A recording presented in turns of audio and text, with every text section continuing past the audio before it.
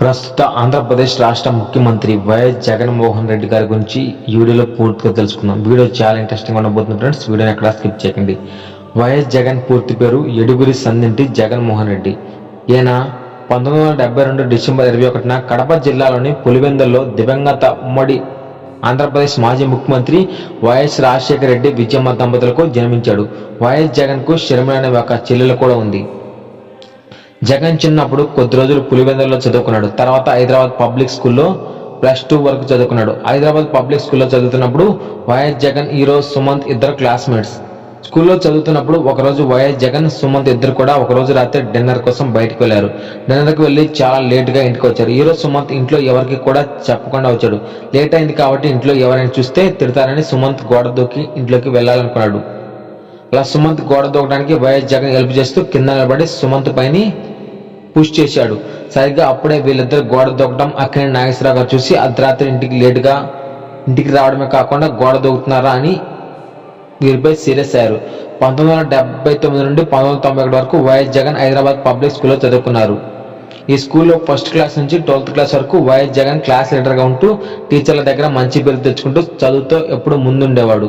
ఒకసారి క్లాసులో పాము వస్తే ఆ పామును చూసి చాలా మంది పిల్లలు భయపడి పారిపోయారు. అప్పుడు వైఎస్ జగన్ వెళ్ళి ఆ పామును చేతితో పట్టుకుని బయటికి విసిరేశారు. ఇది వింటుంటే ఇతను ఏదో సినిమా స్టోరీ చెప్తున్నానని మీకు అనిపిస్తుంది, కానీ ఇది నిజం. వైఎస్ జగన్ సీఎం అయిన తర్వాత జగన్ యొక్క కొంతమంది క్లాస్మేట్ జగన్తో వాళ్ళు ఉన్న స్వీట్ మెమరీస్ని మీడియా ముందుకు వచ్చి పంచుకున్నారు. కావాలంటే ఆ వీడియోస్ మీరు యూట్యూబ్లో కూడా చూడవచ్చు.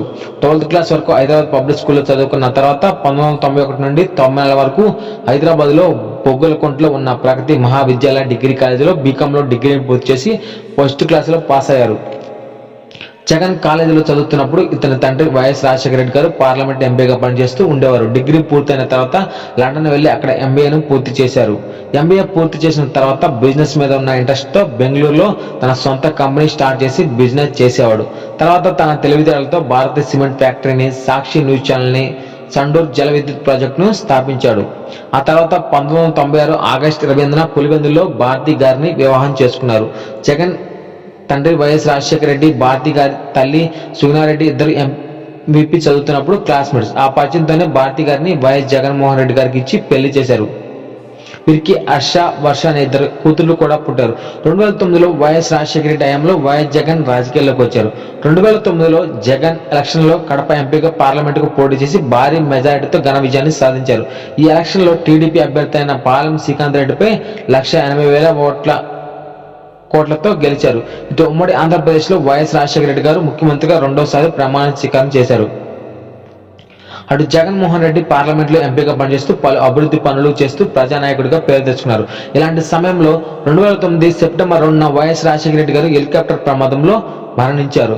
2009 సెప్టెంబర్ 2న చిత్తూరు జిల్లా పర్యటనకు హెలికాప్టర్లో వెళ్తున్నప్పుడు ఉదయం 9:35 హెలికాప్టర్తో సంబంధాలు తెగిపోయాయి. తర్వాత హెలికాప్టర్ నల్లమల్ల అడవులో ప్రమాదానికి గురై వైఎస్ రాజశేఖర రెడ్డి గారు ఆ ప్రమాదంలో చనిపోయారు. వైఎస్ రాజశేఖర రెడ్డి గారి ఈ మరణాన్ని తట్టుకోలేక రాష్ట్రంలో ఎంతో మంది గుండెపోటుతో చనిపోయారు.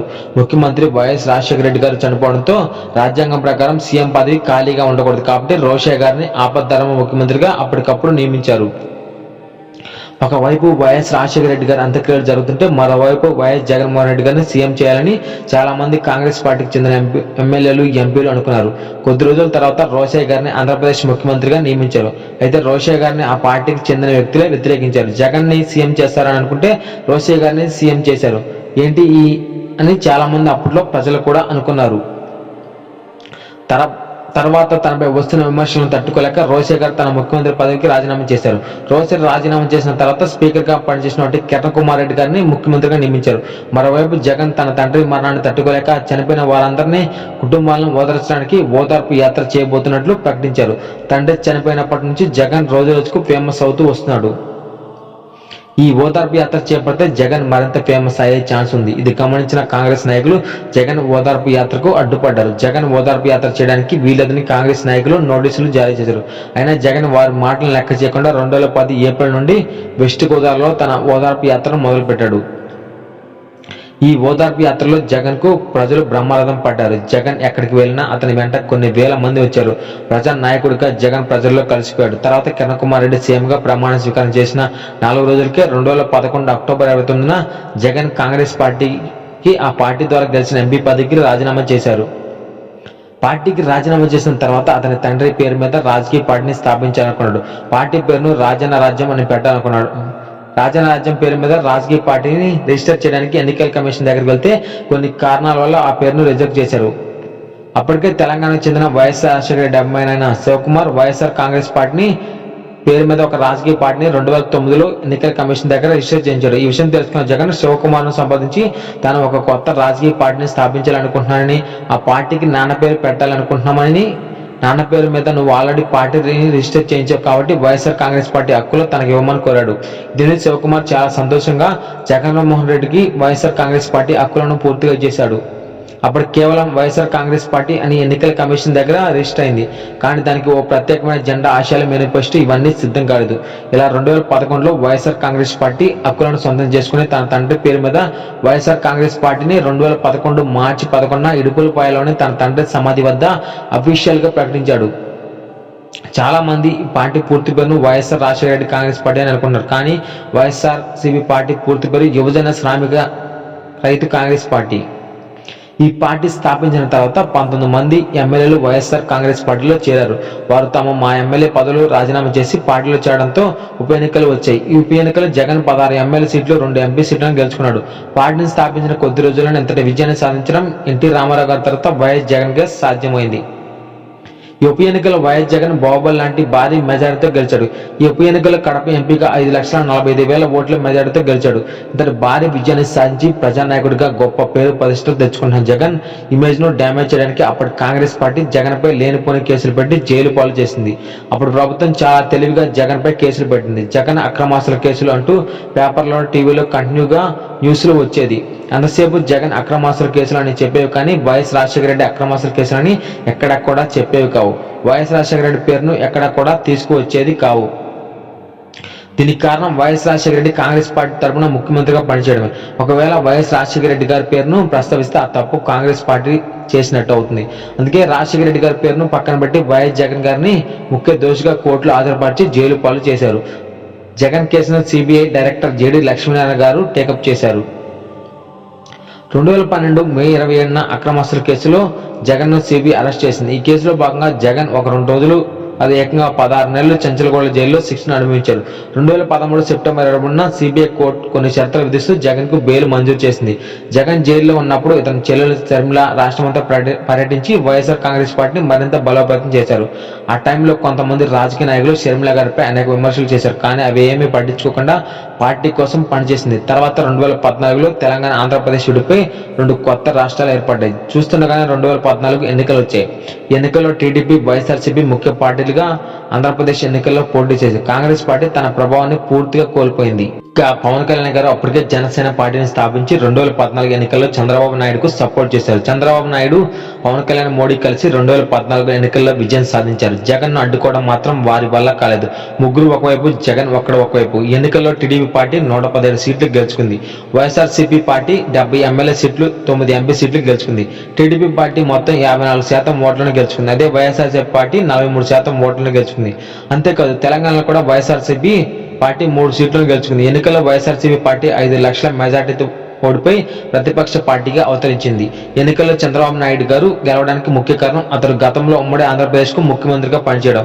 పవన్ కళ్యాణ్ అతనితో కలవడం, మోడీతో కలిసి పోటీ చేయడం వల్ల చంద్రబాబు నాయుడు ఎన్నికల్లో గెలిచాడు. మరీ ముఖ్యంగా మోదీ తనతో ఉన్నాడు కాబట్టి ఖచ్చితంగా ఆంధ్రప్రదేశ్ కు ప్రత్యేక హోదాను తీసుకువస్తానని చెప్పడంతో ప్రజలు టీడీపీ పార్టీకి ఓటు వేసి గెలిపించారు. 2014లో టీడీపీ పార్టీ అధికారంలోకి వచ్చిన కొద్ది రోజుల్లోనే వైఎస్ఆర్సీపీకి చెందిన 20 మంది ఎమ్మెల్యేలను తమ పార్టీలోకి తీసుకుంది. చంద్రబాబు నాయుడు తన రాజకీయ తెలివితేటలను ఉపయోగించి వైఎస్ఆర్సీపీ పార్టీ నాయకులను తమ పార్టీలోకి లాక్కున్నాడు. ప్రధాన ప్రతిపక్ష నాయకుడిగా వైఎస్ జగన్మోహన్ రెడ్డి ఆంధ్రప్రదేశ్ అసెంబ్లీలో అడుగుపెట్టారు. అయితే వైఎస్ జగన్మోహన్ రెడ్డికి అసెంబ్లీలో మాట్లాడే అవకాశం టీడీపీ పార్టీ చాలా తక్కువ సమయాన్ని కేటాయించింది. తర్వాత ప్రజా సమస్యలను తెలుసుకోవడానికి ప్రజా సంకల్ప యాత్రను మొదలుపెట్టాడు. మొత్తం 341 రోజుల పాటు ఈ సంకల్ప యాత్ర సాగింది. ఈ సంకల్ప యాత్రలో భాగంగా 3648 కిలోమీటర్లు నడుచుకుంటూ ప్రతి పల్లె తిరిగి అక్కడక్కడ ఉన్న ప్రతి సమస్యను తెలుసుకున్నాడు. ఒక రాజకీయ నాయకుడు ప్రజల సమస్యలను తెలుసుకోవాలంటే ఖచ్చితంగా ప్రజల మధ్య తిరగాలి. అలా ప్రజల మధ్య తిరగడానికి ఒక జగన్ సంకల్ప యాత్ర మొదలుపెట్టాడు. ఇది జగన్కు ఎంతగానో ఉపయోగపడింది. ఈ సంకల్ప యాత్రలో భాగంగా జగన్ దాదాపు 1 కోటి పైగా జనాన్ని ప్రత్యక్షంగా కలిసి వారి కష్టాలను తెలుసుకున్నాడు. దాదాపు 2500కు పైగా గ్రామాలకు వెళ్లి అక్కడ ఉన్న చిన్న చిన్న సమస్యలు కూడా చాలా జాగ్రత్తగా తెలుసుకున్నారు. ఎక్కడికి వెళ్ళినా జగన్ వెంట కొన్ని వేల మంది జనం వచ్చారు. రోడ్లపై జగన్ మాట్లాడుతుంటే ఇసుక వేసిన రాళ్ళంతా జనం వచ్చారు. ప్రజా సమస్యలపై వివిధ రంగాల నాయకులతో చర్చించేవాడు. రాష్ట్రంలోని సాగునీటి ప్రాజెక్టులు, ప్రత్యేక హోదా అంశాలపై మంచి పట్టు పెంచుకుని అసెంబ్లీలోనూ సంకల్ప యాత్రలోనూ వాటి గురించి ప్రసంగిస్తూ యువతను ఆకట్టుకున్నారు. ఎన్నికల్లో ఒకవైపు చంద్రబాబు నాయుడు, మరోవైపు పవన్ కళ్యాణ్, మరోవైపు బీజేపీ పార్టీ అధికారం కోసం అన్ని రకాల ప్రయత్నాలు చేశాయి. కానీ ఈసారి ఎన్నికల్లో ప్రజలు జగన్ నమ్మి వైఎస్ఆర్సీపీ పార్టీకి ఓటు వేశారు. 2019 ఎన్నికల్లో వైఎస్ఆర్సీపీ పార్టీ 150కి పైగా ఎమ్మెల్యే సీట్లు గెలుచుకుంది. టీడీపీ పార్టీ కేవలం 23 సీట్లకు మాత్రమే పరిమితమైంది. జనసేన పార్టీకి 1 ఎమ్మెల్యే సీటు మాత్రమే గెలుచుకుంది. ఈ ఎన్నికల్లో మరీ ముఖ్యంగా పవన్ కళ్యాణ్ గారు గాజువాక నుండి, భీమవరం నుండి పోటీ చేసి ఓడిపోయారు. అంతేకాదు 25 ఎంపీ సీట్లకు 22 ఎంపీ సీట్లు వైఎస్ఆర్సీపీ పార్టీ గెలిచింది. టీడీపీ పార్టీ కేవలం 3 ఎంపీ సీట్లు మాత్రమే గెలిచింది. జగన్మోహన్ రెడ్డి సీఎంగా గెలిచిన తర్వాత స్కూల్ పిల్లల కోసం అమ్మఒడి పథకాన్ని తీసుకొచ్చాడు. ఈ పథకం ద్వారా తమ పిల్లలకు బడికి పంపి తల్లికి ఏడాదికి 15,000 రూపాయల అమ్మఒడి పథకం అందిస్తున్నారు. 14 సంవత్సరాల లోపు పిల్లలు చాలా మంది లేబర్ గా పనిచేస్తున్నారు. వారందరినీ స్కూల్కు తీసుకురావడమే ఈ పథకం యొక్క ముఖ్య ఉద్దేశం. అంతేకాదు పేదవారి ఆరోగ్యం కోసం ఆరోగ్యశ్రీ పథకాన్ని, విద్యార్థుల పై చదువుల కోసం ఫీజు రీయింబర్స్మెంట్ పథకాన్ని, రైతుల కోసం వైఎస్ఆర్ రైతు భరోసా పథకాన్ని తీసుకొచ్చాడు. వైఎస్ జగన్మోహన్ రెడ్డి గారు తీసుకొచ్చిన పథకాల్లో నాకు నచ్చిన మంచి పథకం ప్రతి గవర్నమెంట్ స్కూల్ను ఇంగ్లీష్ మీడియం స్కూల్గా మార్చడం. ఈ జనరేషన్ జాబ్ సంపాదించాలంటే ఖచ్చితంగా ఇంగ్లీష్ వచ్చి ఉండాలి. అందులో భాగంగా ప్రతి గవర్నమెంట్ స్కూల్ను ఇంగ్లీష్ మీడియం స్కూల్గా మార్చడం అనేది చాలా మంచి ఆలోచన. ఈ వీడియోలో ఏ పార్టీని కించపరచడం గురించి కాదు ఫ్రెండ్స్, ఇది జస్ట్ ఎడ్యుకేషన్ పర్పస్ కోసమే. ఈ వీడియో కనుక నచ్చితే లైక్ చేయండి, షేర్ చేయండి, సబ్స్క్రైబ్ చేయండి. అలాగే తర్వాత చంద్రబాబు నాయుడు గారి జీవిత చరిత్ర, అదేవిధంగా పవన్ కళ్యాణ్ జీవిత చరిత్ర గురించి నెక్స్ట్ వీడియోలో తెలుసుకుందాం. ఈ video friends, thanks for watching.